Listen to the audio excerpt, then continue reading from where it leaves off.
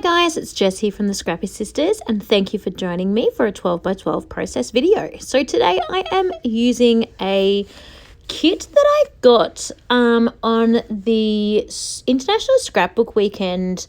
The Cocoa Vanilla Studios had a group that they created especially for the International Scrapbook Weekend, and Zoe Pern, the creator of Cocoa Vanilla Studios, had a class on during the weekend, and so she released this kit, this scrapbook kit, it was a digital kit, so you could print that yourselves at home and participate in her class. And so that is what I did.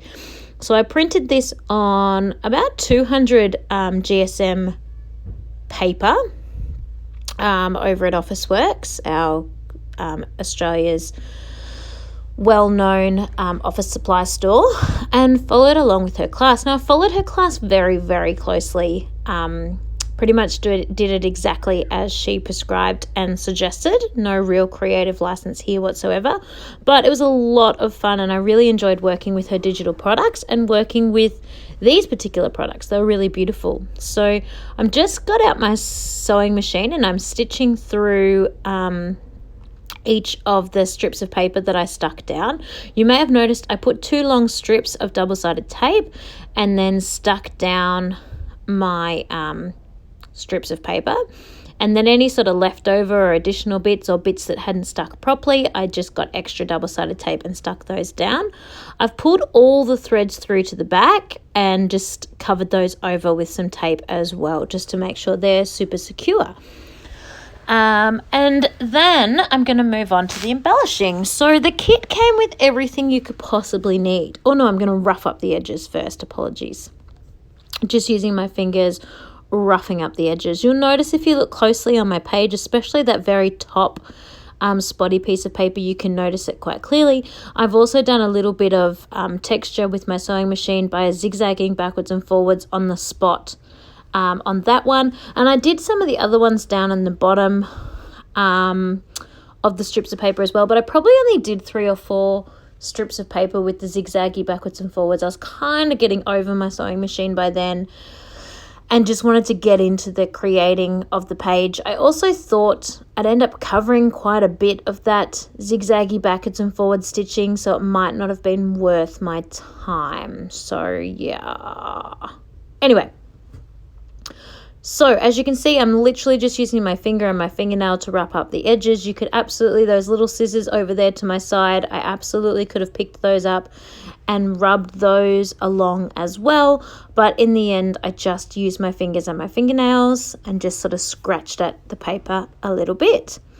And then it was time to get embellishing. Now, I noticed when looking at Zoe's that she had also done mixed media in the background of hers. So I pulled out a bunch of my Heidi Swap Color Shine.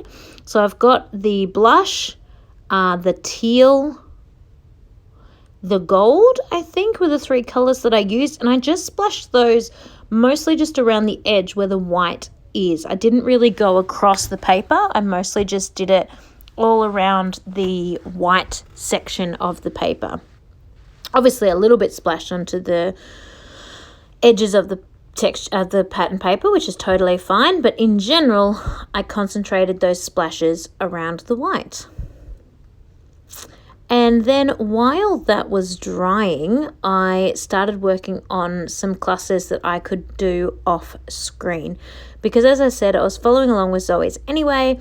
So it was I knew quite clearly what I was going to do. So I layered up the different papers. So everything you see, apart from that white mat on that piece of paper just there, on that photo stock just there, everything you see came in the kit. So all of the embellishments, the title, everything, it was all part of the digital kit that Zoe provided. And I am building up this cluster here exactly based on the way that Zoe did hers. There is no real creative license here whatsoever. I am copying off Zoe's class. I don't have any photos yet. I'm not 100% sure what photos I'm going to use this for. The title is Home Life, which very much speaks to me about maybe what's going on at the moment with the COVID-19 isolations, or the working from home, which is obviously part of that, or just my boys being crazy and the chaoticness of home would all totally work. But unfortunately, I don't have any of those photos. I'm up to date basically with my scrapbooking at the moment. I also don't print at home, and I don't have any, like, I've basically finished all the photos that I have printed. So the only pictures I have available to me at the moment are photos for my 2014 album. I'm not 100% sure I have anything that will work for this particular layout. So I'm building it, I'm making it, and I might come back to the photos later is what my brain is thinking at the moment. So just did a little bit of these clusters now while my layout is drying. I'm being very careful with where I put the double-sided tape, like that little one that says yay. It is only just stuck right along the top of the blue piece of paper, the blue edging, just so I can fit my photo up and underneath that onto the white mat. Because obviously I want to be able to insert a photo later. It's the same with these floral pieces. I'm being super careful to make sure I'm not getting the double-sided tape onto the actual white mat, because I want to be able to get my photo in there. I'm just making sure I'm sticking things to the embellishments section of it, like sticking the embellishments to each other, basically. I'm starting to have a little bit of trouble popping down these embellishments now. I really need my 12 by 12 piece of paper back. So I'm about to stop and pull that back out so that I can keep going with building my page. I love these florals. They are just gorgeous. I can't even think what collection those florals came from. I know I've had them before, but I can't think of which collection. Make-A-Wish, maybe? But just beautiful. So I'm about to pull in my page, mostly dry now, and I'm going to put some foam behind my photos. Now, I don't think Zoe did do that. I think she stuck her photo straight down to the page, but I quite like having the extra pop on my page. Actually, I think she stuck the blue one down and popped the pink one up, possibly. But I'm going to stick them both up because I quite like having that dimension added to the page. Just popping them at a little bit of an angle so they overlap. They're going to overlap each other a little bit. As I said here, I'm still not even sure what photo is going to go on. I've got a vague idea of what pictures I've got in my album. So in 2014, my boys, I don't have my boys yet. My husband and I are newly-ish married. We got married in 2013. We just bought a new house. So there's a few things that I'm thinking can possibly work for my layout, but I'm also aware that I've lost a lot of photos for 2014. So I don't actually have any moving home photos. They're all gone to the never. So I'm just not 100% sure. I did and ah about putting the title Home Life and maybe putting a different title, because I'm just not 100% sure I have photos for it. But in the end, I just bite the bullet and go for it, because I know when I print my next lot of photos, there will definitely be photos for it, because yes, my husband and I have been both working from home, so I could possibly have in the blue section a picture of my husband working in his little nook and cranny in our house and me working in our little nook and cranny in the house at our two separate desks at home. So I'm aware that I definitely will have something, but I'm just not sure what it is yet at this moment of creation. So busy building these little clusters. I can't even remember if Zoe uses every single flower and leaf that she provided in her kit, but I'm going to. I'm determined to. In fact, I'm like, no way, these came in the kit. I fussy cut all of this out.